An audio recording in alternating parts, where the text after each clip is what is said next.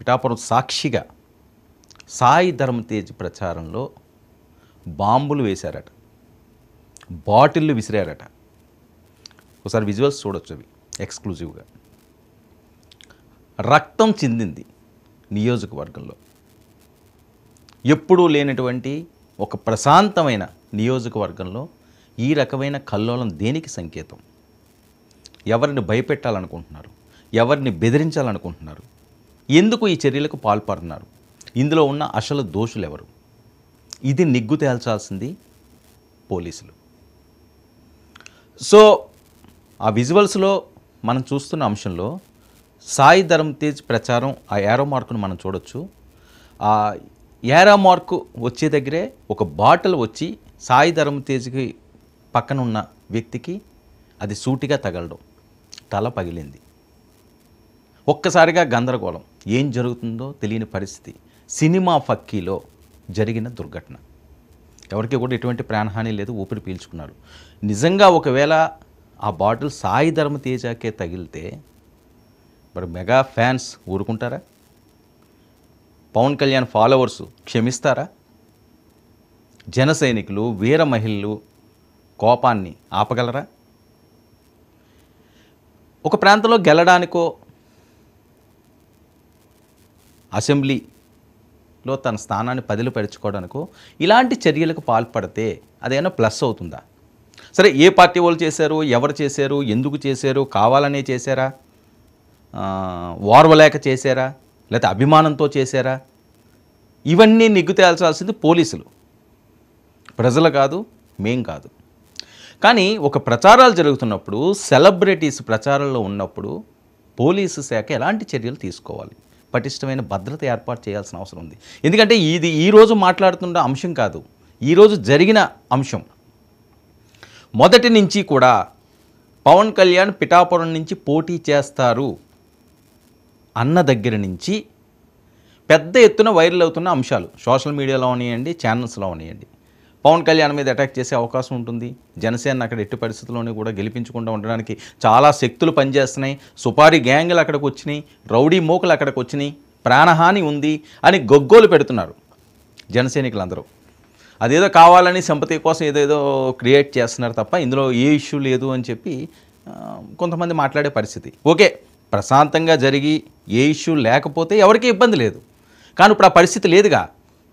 ఎన్నికల పోలింగ్ తేదీ సమయం ఆసన్నమవుతూ మరొక 6 రోజులు సమయం అవుతున్న కొద్దీ టెన్షన్ వాతావరణం. పిఠాపురంలో హై అలర్ట్. ఎందుకంటే గతంలో ఎప్పుడు ఇలాంటి ఘటనలు జరగలేవు. ఏదో చెదురుమదురు గంటలు ఏమన్నా ఇష్యూలో జరిగి ఉండొచ్చేమో కాదు, ఈ రకంగా బాంబులు వేశారట. ఎందుకంటే వాళ్ళే చెప్తున్నారు డైరెక్ట్గా, వర్మగారు మాట్లాడుతున్న మాటలు, ఇది ఎవరో మాట్లాడుతున్న మాటలు కాదు. మరి అది ఏం బాంబులో, అసలు అక్కడికి ఎలా వచ్చినాయి, ఇంత పటిష్టమైన భద్రత ఏర్పాట్లు చేస్తున్నాము, ఎవరికి ఎటువంటి ఇబ్బంది లేదు అనే పోలీస్ శాఖ ఎందుకు అప్రమత్తంగా ఉందా? లేకపోతే వాళ్ళ కళ్ళుగప్పు కూడా కొంతమంది మోకలు ఆ ప్రచారంలో చొరబడ్డారా? అసలు వాళ్ళు ఎవరు? సీఎం నుంచి వచ్చారని కొంతమంది అంటారు, పొరుగు రాష్ట్రాల నుంచి వచ్చారని కొంతమంది అంటారు. సో ఈ టెన్షన్ ఇలా ఉంటే ప్రశాంతంగా ప్రచారాలు ఎలా చేసుకోగలరు? ప్రాణాలకు తెగించి ప్రచారాలు చేసే పరిస్థితి ఉంటుందా? అది ఎవరికైనా, అధికారంలో ఉన్న వైఎస్ఆర్సీపీకి అవ్వచ్చు, పొత్తులో ఉన్న తెలుగుదేశం పార్టీ అవ్వచ్చు, బీజేపీ పార్టీ అవ్వచ్చు, జనసేన పార్టీ అవ్వచ్చు. ఒక టెన్షన్ వాతావరణం ఉండి వెళ్తే ఏం జరుగుతుందో అనే ఆందోళన ఉంటే ఎవరు ప్రచారాలు ప్రశాంతంగా చేసుకుంటారు?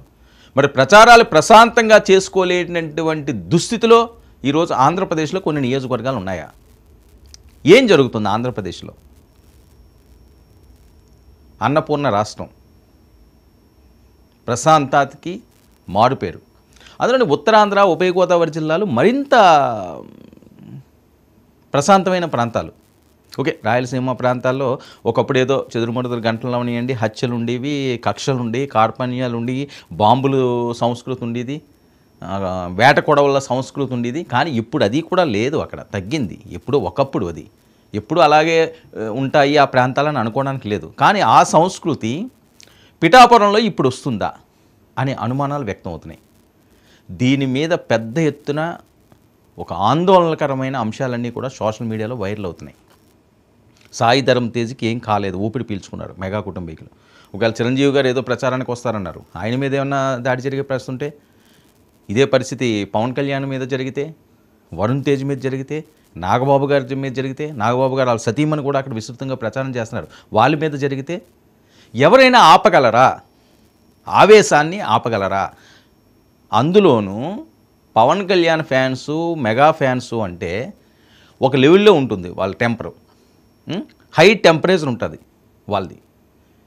వాళ్ళు ఒక్కసారి కానీ మనది కాదు తేల్చుకోవాలి అని రంగంలోకి దిగితే ఆపడం ఎవరి తరం కాదు.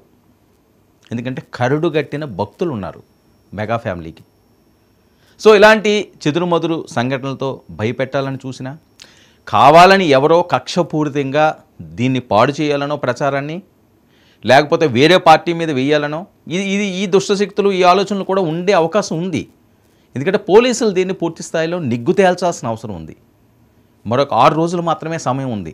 మరి ఈ టైంలో ఇంకా చాలామంది వచ్చే ఛాన్స్ ఉంది అక్కడ ప్రచారాలకి. ఇప్పటికే సెలబ్రిటీలు చాలామంది, టీవీ యాక్టర్స్ అవనియండి, టీవీ యాక్టర్స్ అవనియండి, సినిమా వాళ్ళు అవనియండి, విస్తృతంగా పిఠాపురంలో ప్రచారం చేస్తున్నారు. వాళ్ళందరికీ పవన్ కళ్యాణ్ మీద అభిమానం, మొక్కవోని ప్రేమ. సో దాన్ని వాళ్ళు ప్రచార రూపంలో చాటుకుంటున్నారు, ఆయన గెలిపించుకోవాలనుకుంటున్నారు. ఒక వైఎస్ఆర్సీపీ కూడా కొంతమంది సినీ ఆర్టిస్టులు వెళ్తున్నారు, వాళ్ళు ప్రచారం చేసుకుంటున్నారు. ప్రచారం చేసుకోవడానికి ఎటువంటి ఆటంకాలు లేవు, ఎవరన్నా ప్రచారం చేసుకోవచ్చు. కానీ ప్రచారంలో ఇలాంటి కవ్వింపు చర్యలకు పాల్పడితే పర్యవసానాలు వేరే లెవెల్లో ఉంటాయి అన్నది జన సైనికుల హెచ్చరిక. ఇక పవన్ కళ్యాణ్ గారు మీటింగ్లో దీని మీద కూడా ఒక లెవెల్లో ఆయన కూడా మాట్లాడతారు. ఆయన కానీ ఒక సైగ చేస్తే ఎవరు